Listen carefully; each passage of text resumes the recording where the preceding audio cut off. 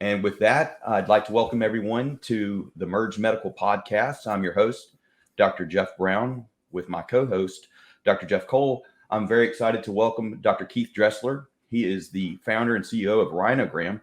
This is a digital communication and virtual care solution empowering healthcare facilities and their patients with the ability to initiate direct, HIPAA-compliant, and secure text messaging communications across the full patient journey. With that, Dr. Dressler, welcome. Thank you for joining us. Tell us about Rhinogram.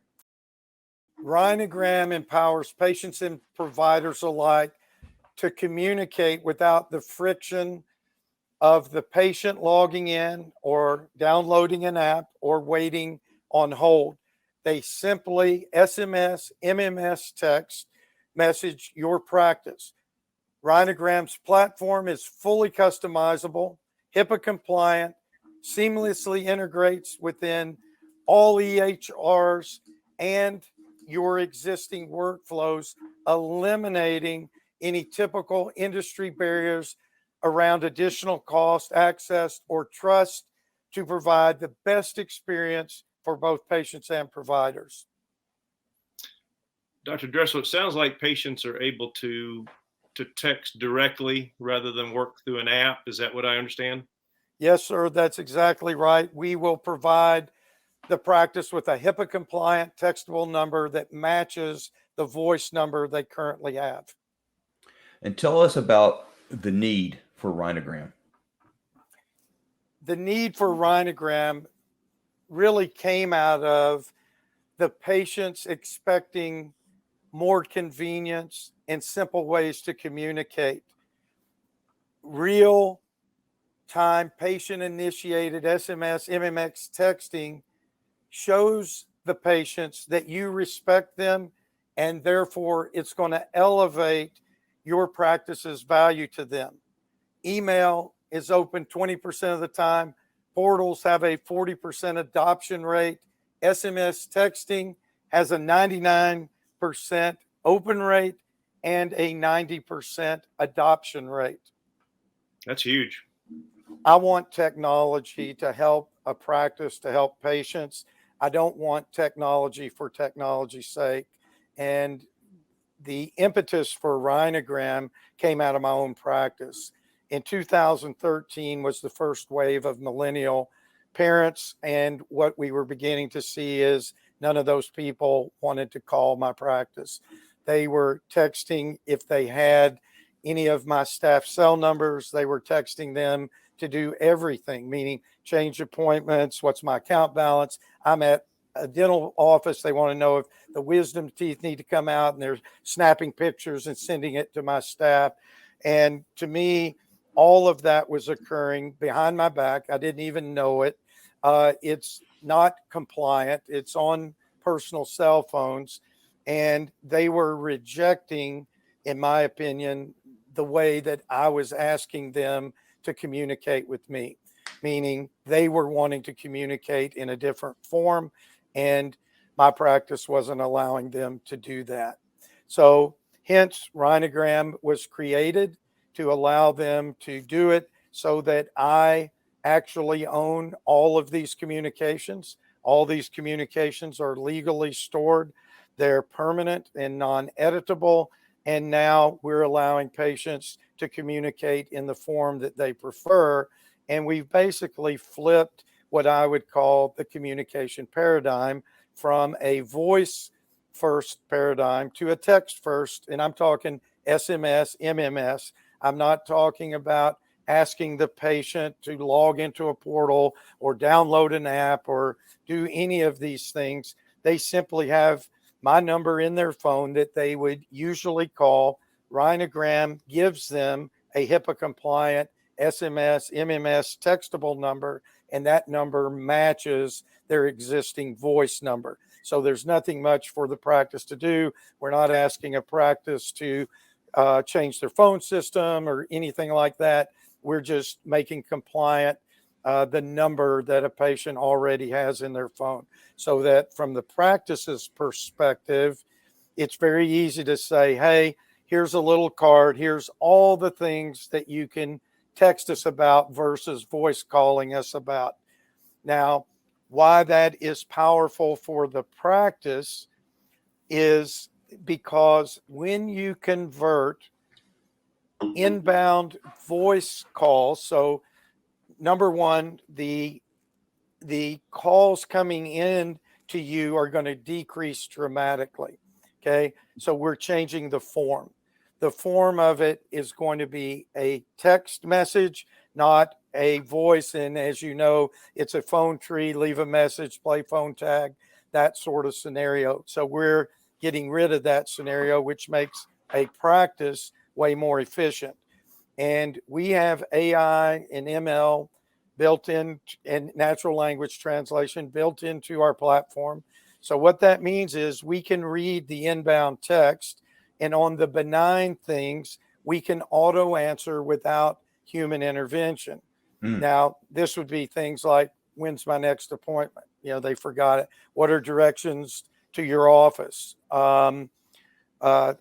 We can take things that's common, like I need a prescription refill for this, and automatically read that, send it to a refill team, give them a notification, and then they can text the patient back very quickly. Hey, we've refilled your prescription now at so-and-so. You can go pick it up in a couple hours. So we're streamlining all of the processes on the doctor side of the equation.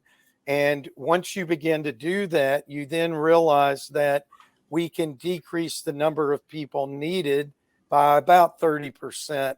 And we're auto answering, 25% of the inbound messages are just auto taken care of. So you have decreased the workload of your practice by 25%, and things are being automatically handled versus the labor intensive phone tag and time that exists with phone tag trying to communicate back and forth.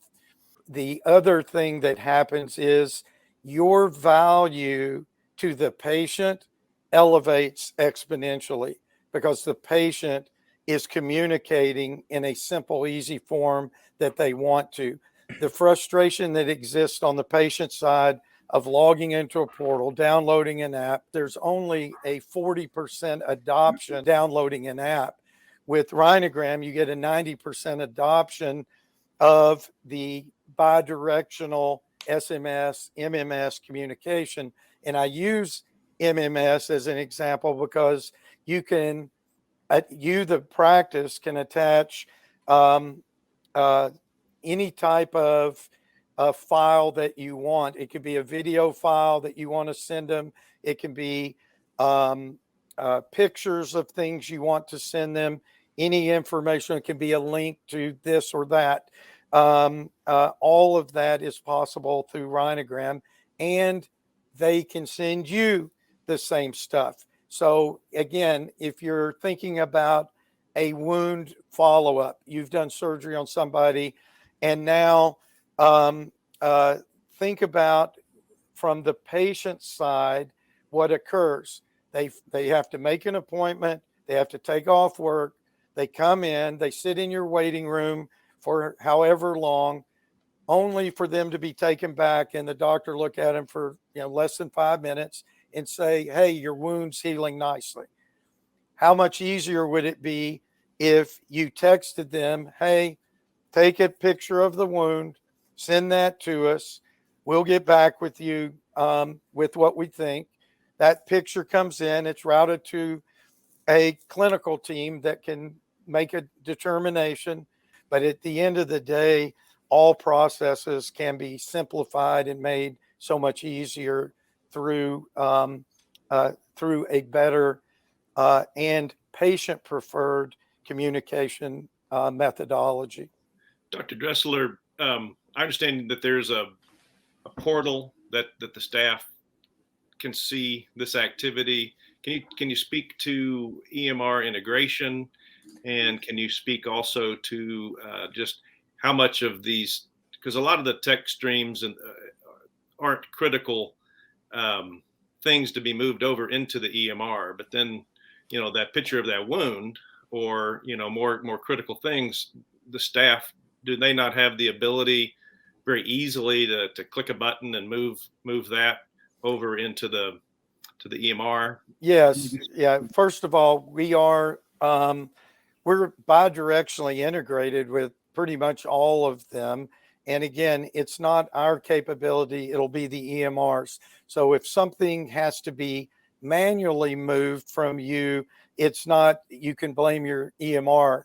It's not our inability to manually move it. Some EMRs will allow the bidirectionality of, us pushing information into them and them pushing information into us. So we have that capability. We are bidirectionally integrated very seamlessly with Epic, with Athena Health, with Nextech, with pretty much most of your more popular EMRs in medicine.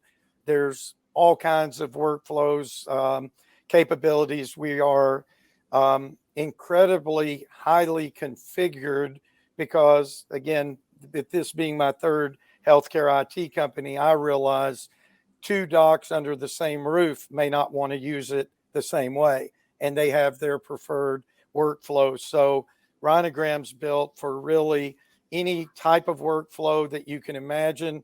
Again, we're an end user innovated technology who understands workflows, and we're not giving you a piece of technology and then making you figure out a workflow to fit it in. We'll fit whatever workflows you have currently and make it a very, very simple and easy transition to using Rhinogram.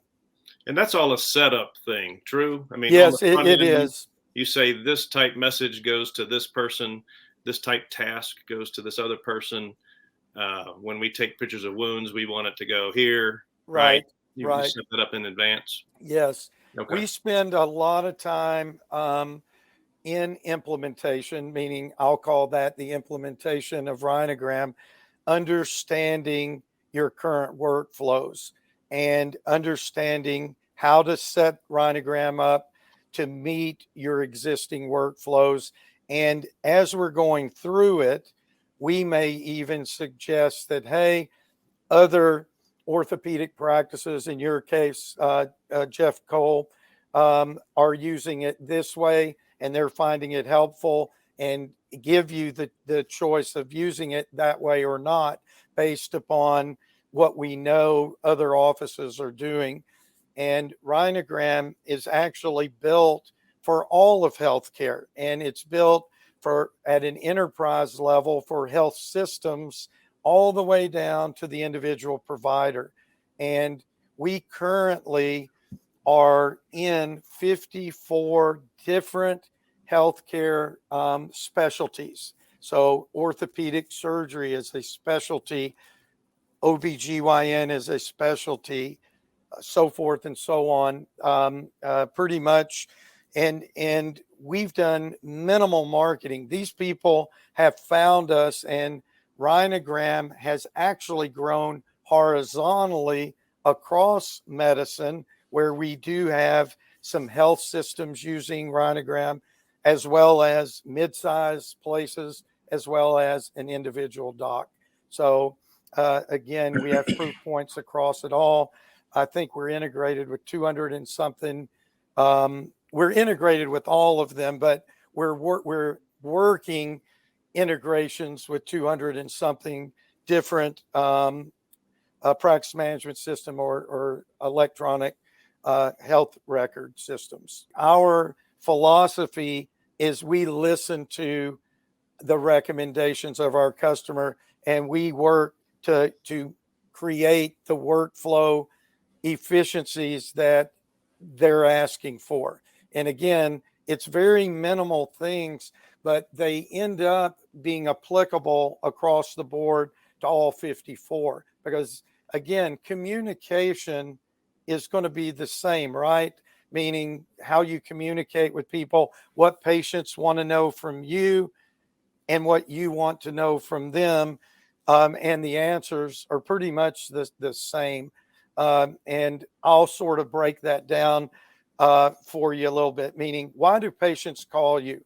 the first reason they'll call you is to make an initial appointment with you. So for appointments, right? And then what's another reason they call? They want to know if you accept this insurance, or what is this insurance going to pay of whatever it is that they're going to receive. What is another reason they call? They call to see what do they owe? What is their bill, right? Then they call again, what is my test result? They call again I mentioned benign things. What are directions to the office? When's my next appointment? Things like that. They call for a prescription refill. And that's pretty much it. And it's going to be every healthcare practice, for the most part, is going to be dealing with those same questions from patients.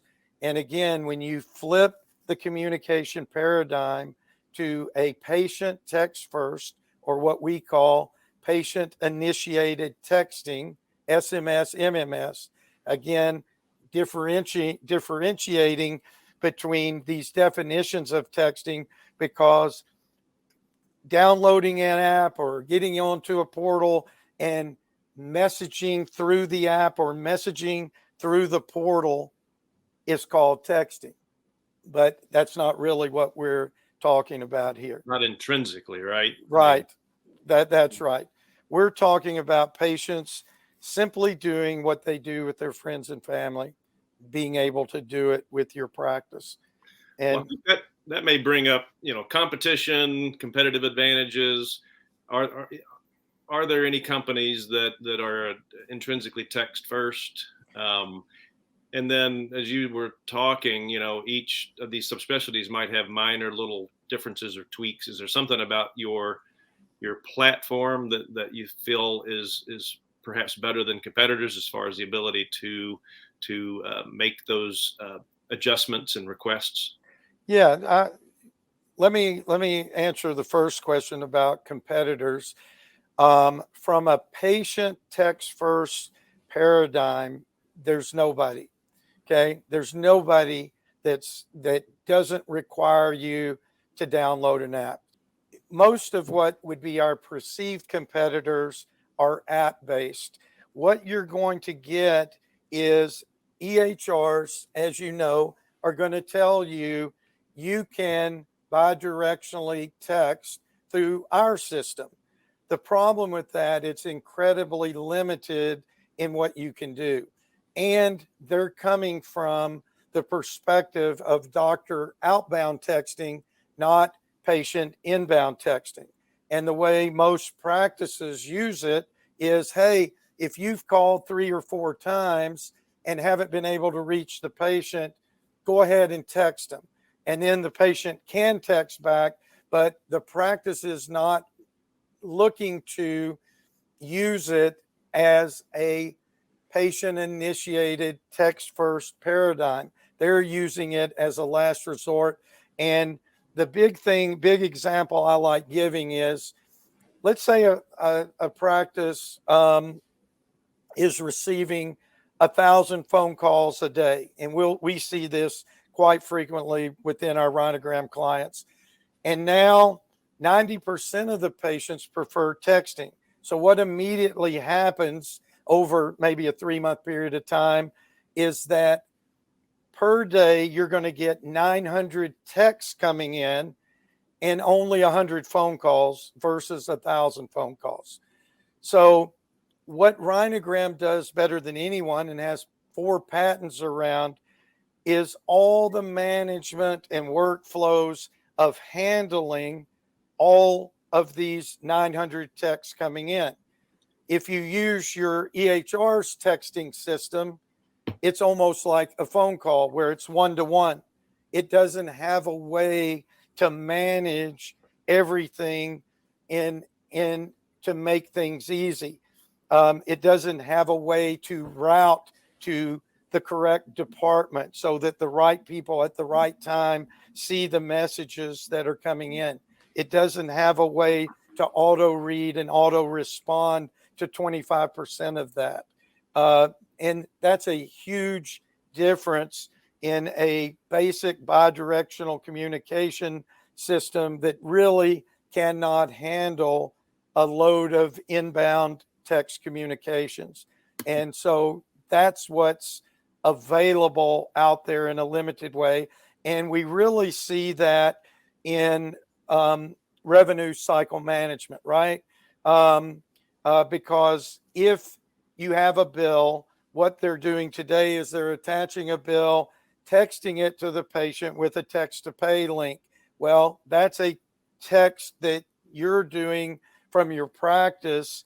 But again, it's not meant to manage anything but the payment side of that solution. And so a lot of revenue cycle management companies have the ability to text. Things that are video companies, to do a virtual video visit, they have limited texting that comes with that, because they know everybody knows that texting is the most efficient way of communicating. So they text them a reminder that, hey, we've got a video consultation with, Dr. Cole or Dr. Brown at this time. This is just a reminder. Here's the link you can click when it's time to come into your virtual, consultation. And so you, the practice, have through either your revenue cycle management systems that you're contracted with, or your virtual care systems that you might use, you get some limited form of text communication. But Rhinogram has all of it built in, whether it's revenue cycle management, whether it's the virtual video visits. We have on-demand video, we have text to pay, we actually have multi-languages, so that people who are in a different language can text to you. It will convert it to the language you understand. And then when you text back, it'll convert it to the language that they originally texted in. So again, the ability to communicate in all kinds of ways is very easily attained. So I'm curious to how this is onboarded in a practice. And you spoke about how probably 90% of a patient's questions are the same across all specialties. So in that instance, it would seem like it's almost copy and paste to a different practice. But then you also spoke about how you could customize this for an individual practitioner and certainly for a practice. So walk me through how Rhinogram onboards this into an existing practice. Okay. What we're going to first do is we're going to, number one, obviously get you your HIPAA compliant number or numbers, multiple locations, so forth, so on. We're going to get the setup correctly. Okay. Rhinogram has customized templates of responses that are personalized. And what I mean by that is we have what is called placeholders. So patient's first name, patient's last name, parent's name, address, locations of yours. And we give you the ability to use what come with the system, but we also give you the ability to create as many customized templates as you wish that will allow you to create the own voice of your practice. Now, in my practice, none of my people actually type anything. They're picking templates that we've created to respond. And that way it does a couple of things. One, if people are worried about the legality of what somebody might text to somebody else, it standardizes the responses in a legal way. You can always have attorneys look at the responses to be sure that it's legally correct if you're that litigiously concerned, okay? Which I think is a great thing for those people who are worried about that type of thing. And so it'll standardize that.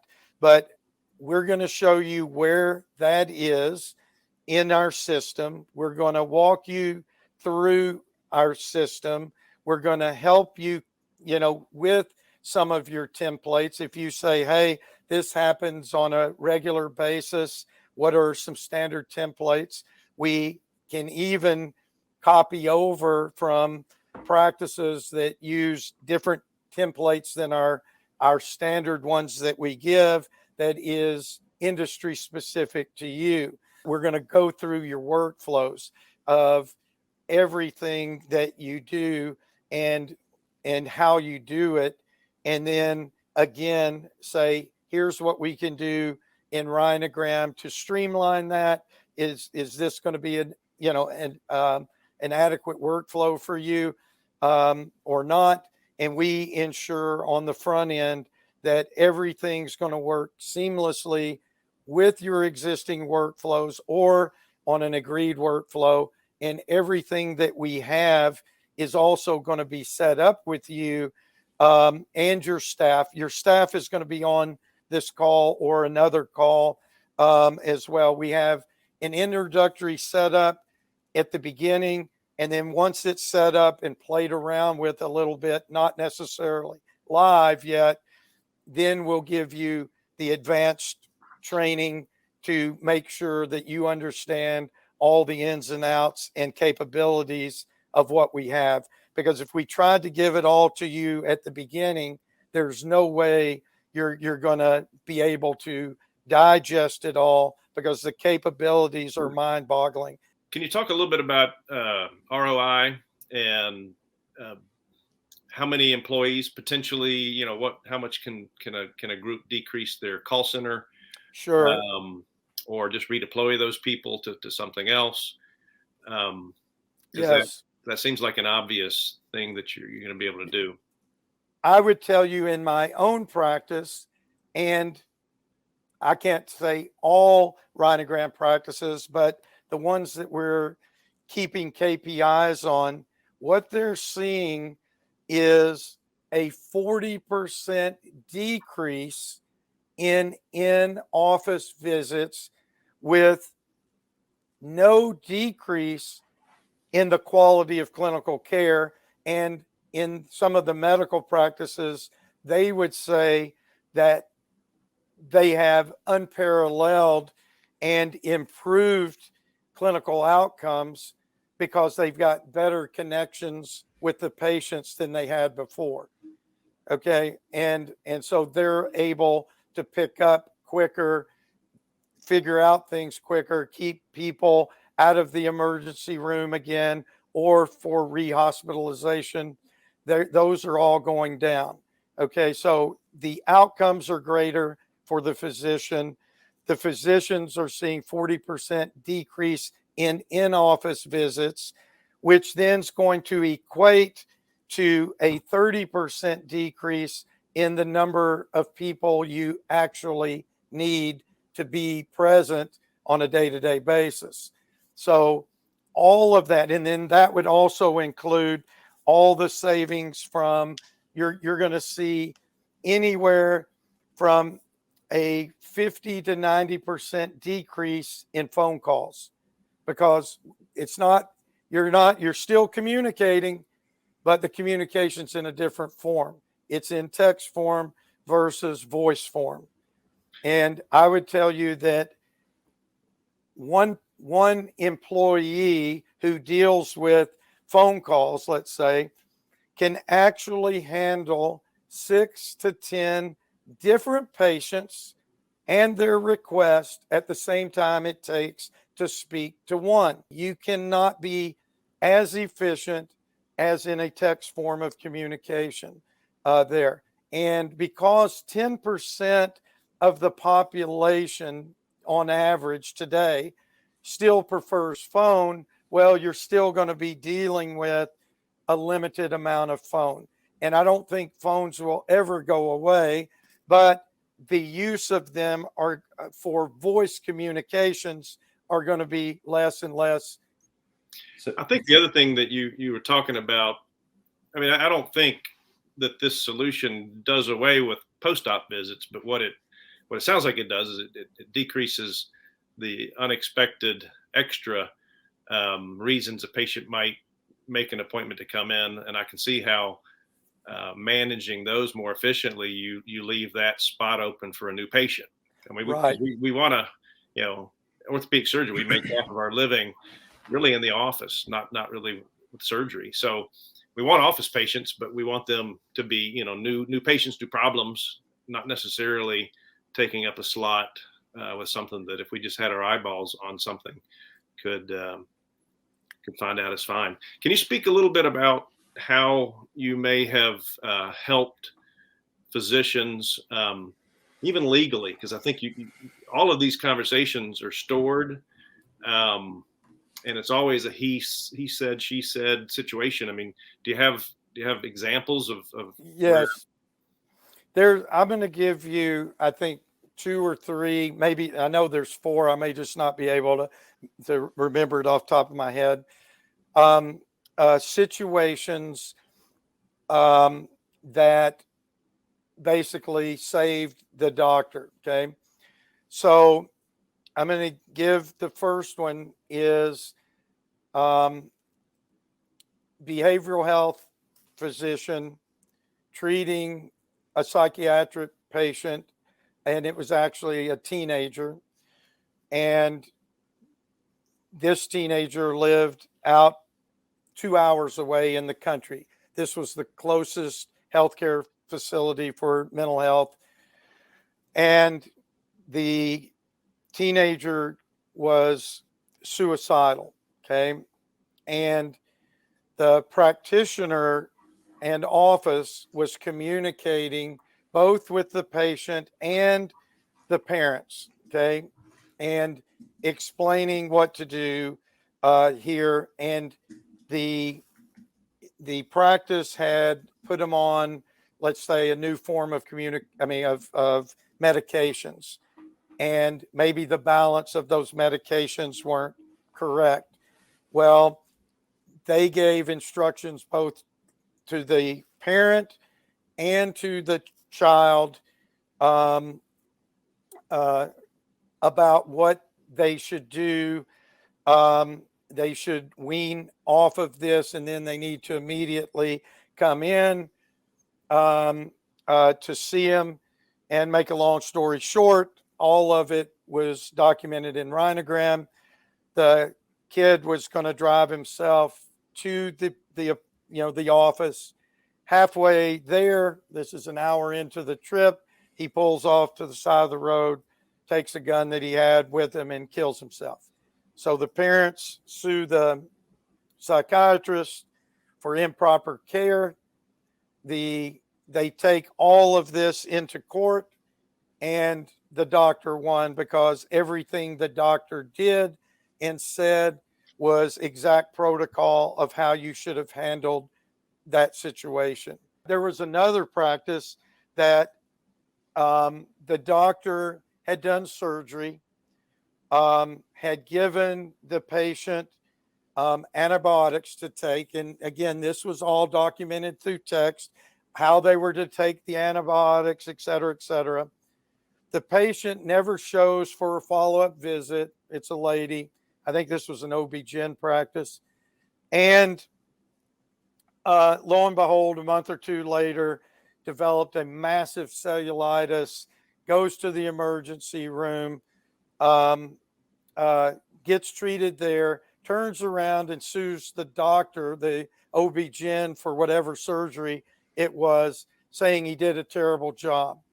And ultimately, what it came down to was they also documented that they tried to get this lady to come in for follow-up visits, and she never responded to any of the texts.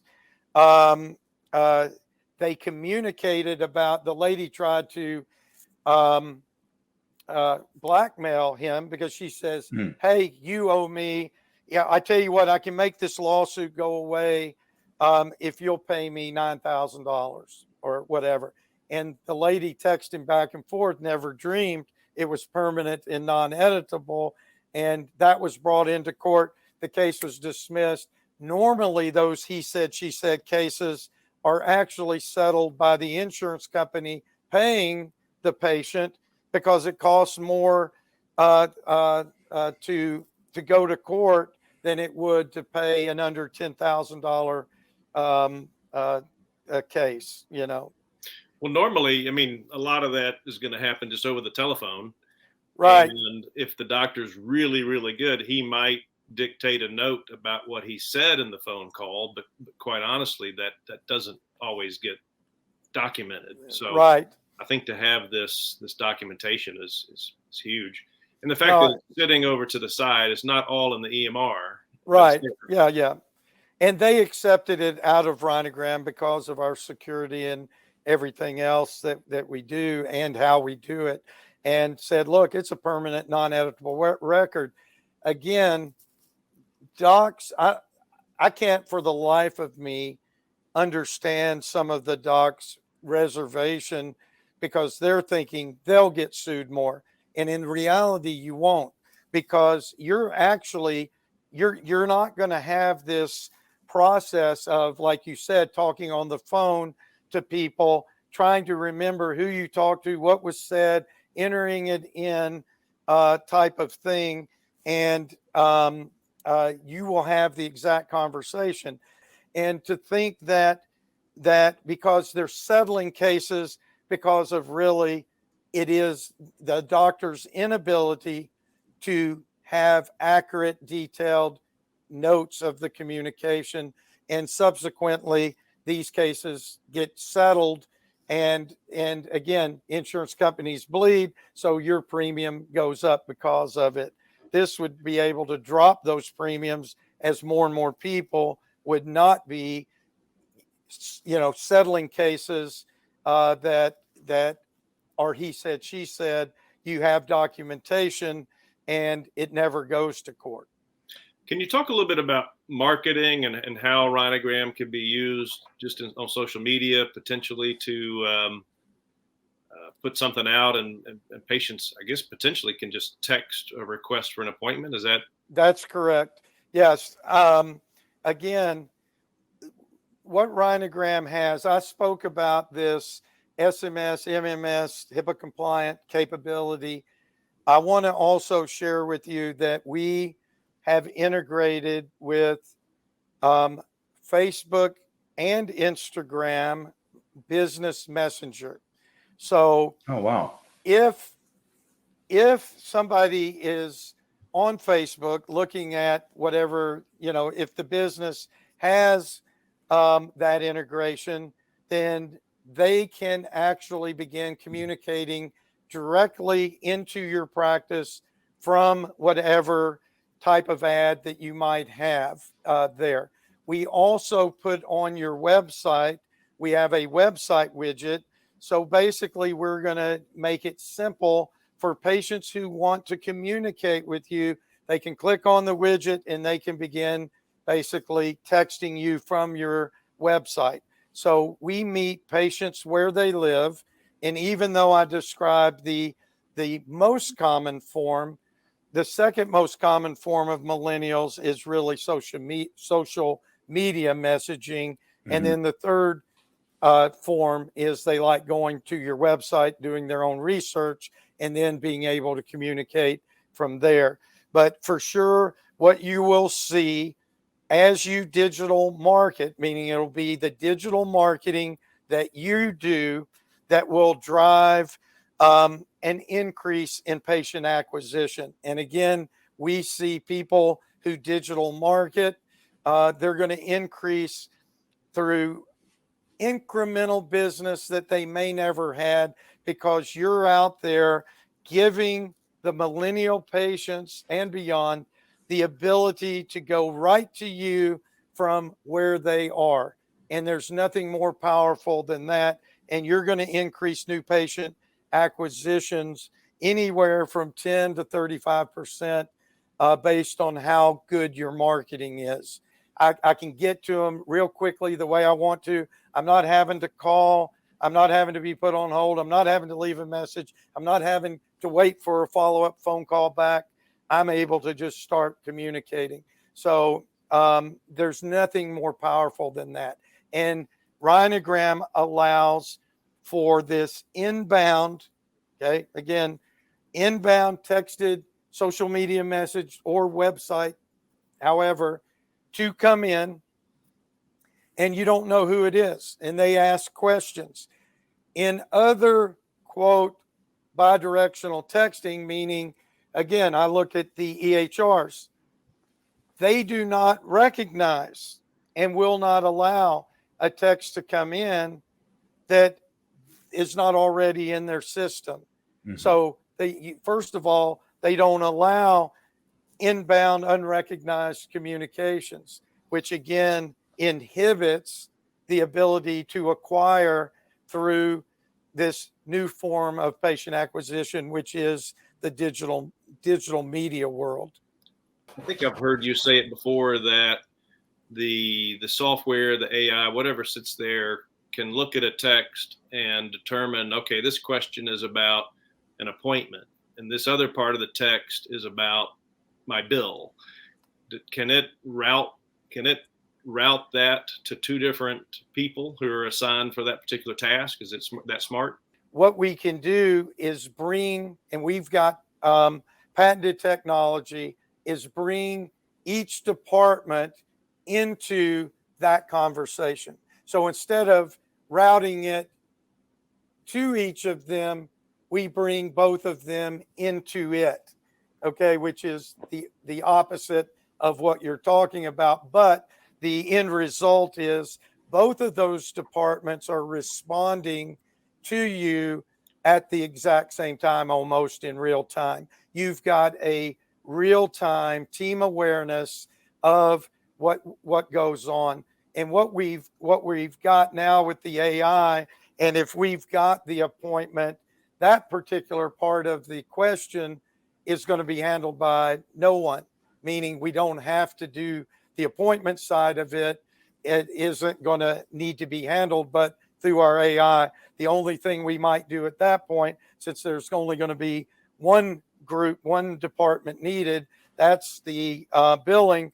It may just simply route that to billing and auto answer the appointment side of it. Meaning, if the question was, when is my appointment? Ultimately, we see as we build out AI and as we build out what you guys might consider quote unquote self-scheduling, I see it as us being able to look into your schedule for similar types of appointments, being able to offer up numbers of dates and times of an appointment. Hey, I need to change this appointment. We would know the appointment type. We would know how long it takes. We would be able to look into your scheduler and then offer up the patient without a human doing that.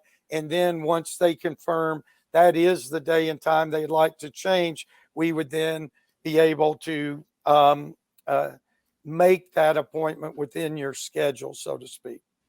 Do you have any features that are not there now, but you're working on? Anything, any cool stuff coming? Yeah, I would think there's lots of cool things that are being developed that are. It's not necessarily we're working on per se, but we're, the integratability of different cool AI things. So there's a number of companies out there, and you guys might be aware of them, that are aiding in history taking of the patient, meaning it's like an avatar that the patient's talking to, but it's AI, and it's collecting a health history, and then it's giving you the highlights of it that are most important from AI's perspective, and what you've helped it learn as well, and keeping down and maybe even the docs that I've been talking to believe that patients will tell an avatar when the patient's at home getting the health history taken from home more of the truth than they might tell, a human who's taking that health history face to face. So they feel that some of that's coming to light. And so they're able to see more of that. But I see, integrating those types of solutions to give practices the ability to take a more thorough history. There, we text the patient a link. The link gets clicked by the patient. This avatar shows up, starts taking the health history. Then they send all that back to us, which then we give it to you to do with whatever, and then the physicians go from there. I think that's a cool piece of future. We have 13.5 million patients on our system today. Okay. And they'll pay you $50 to $80 a patient, somebody like an Amazon or a Walmart. Mm-hmm. Now, why would they do that? Well, they do it for the commercialization of the products that you buy when they know what your needs are going to be. So they're going to know, oh, I'm going in for a hip replacement to Dr. Cole. And so guess what? I'm going to be served up a feed of, oh, I'm going to need a raised toilet seat. I need a walker. I need a cane. Wow. I need whatever. And they're going to have all that packaged up. And so I just have to push a button and pay for it. And now here's my home care kit for my surgery. If they know they're coming in to see Dr. Dressler for braces, well, what do they get? Orthodontic toothbrush, orthodontic floss, orthodontic toothpaste, whitening for aftercare, after the braces come off. All of those consumer goods will be gotten to the patient, and they can monetize that patient faster when they know way beforehand what they need, and so all these consumer goods can be gotten to the patient and sold to the patient. So if you have the data and you have it organized in the way they want it, so basically they plug it in to their algorithm, then boom, they've got ads spitting out in real time to people, and now they're the first to them as they've texted in, and it becomes a massive thing. And to me, that's the biggest what I would call end game that we would like to play when we would ever sell Rhinogram, or ultimately, monetize. How do we get from here to there, or what is the valuation of Rhinogram down the road? Again, it's all going to be based on any or all of these things, because many companies and different types of companies could want us, right? I mean, it could be an EHR, it could be it could be a consumer goods company like the Amazons or the Walmarts or the Walgreens or the CVSs of the world. Dr. Dressler, I want to revisit the valuation and sort of the financial aspect of this, but I want to come back a little bit to the nuts and bolts. I can see where Rhinogram would be a practice administrator's dream from an efficiency standpoint, reduction in your staff, the work that they do. But you talked about a reduction in office visits. We do get paid for office visits. So talk about, it's clear how this improves efficiency, but talk about how this improves a revenue for a practice, and how do you incorporate the billing structure of Rhinogram with the text into the practice? Yes. Every state, as you know, is different in reimbursement. I think Medicare, Medicaid basically said that they will continue to reimburse on virtual follow-up visits. So we can gather up the data, just the data that corresponded to that visit, put it in a PDF form, and attach it to an insurance claim for a virtual visit for you guys, so you can monetize it. I think the big deal here is, when we do an operation, the patient's in usually a 90-day global, and you want to see the patient enough to provide solid, good care, but you obviously you don't want to see them back every week. You don't want to see them too much. You don't want them to be taking spots that a new patient can be taking. So I think that's the key, is you're really trying to streamline the 90-day global for those particular patients. Other than that, you want new patients. And certainly the call center is always the limiting factor in any practice. And I can see where this is extremely effective in streamlining that. How are you marketing this? You said you're having to do very little, but how are you going to get more market penetration across the country?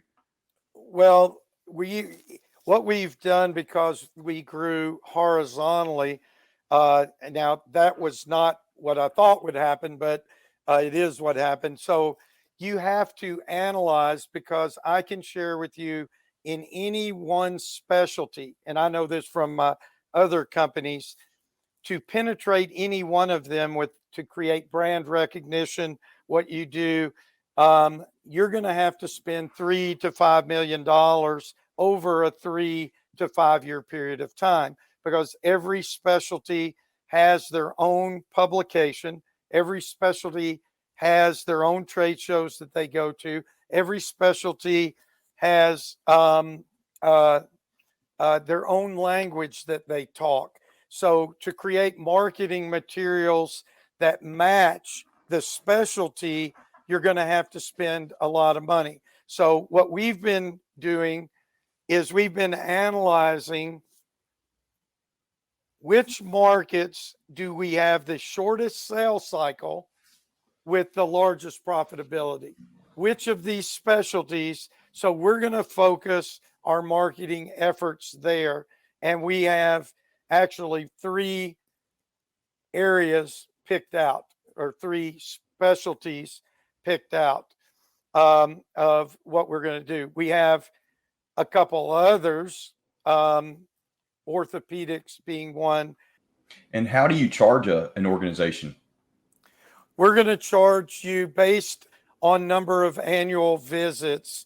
We have calculated through our 6-7 years in existence, what if a doctor sees this number of visits per year, this is really the number of texts they'll probably use.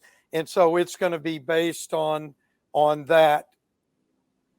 Because practices are of different sizes, I can tell you the only number I can give you without going through all these major tiers of numbers. Well, I guess I can go one end of the spectrum to the other, but a small practice, it could be 1, 2, 3 doctors, depending on their number of visits. I think it's up to 12,000 messages a year is going to run somewhere around $349 a month, something to that nature. Wow, that's very good. Considering you could reduce your call center staff by 50%, that's a huge ROI.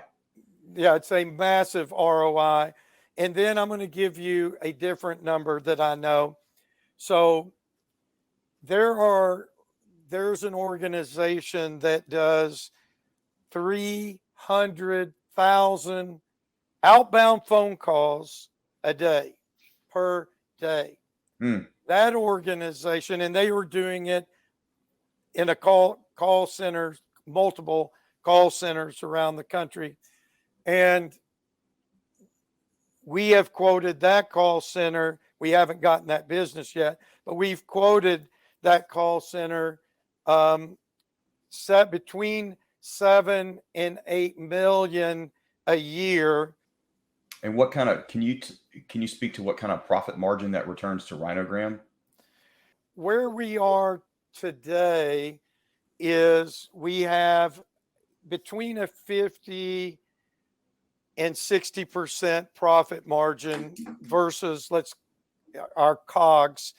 That's where once we get to a certain number, which we're slowly getting there, and we should be there maybe by the end of the year or the sometime next year, we will decrease our COGS to around 20%, which means we'll have an 80% profit margin on everything that we would sell.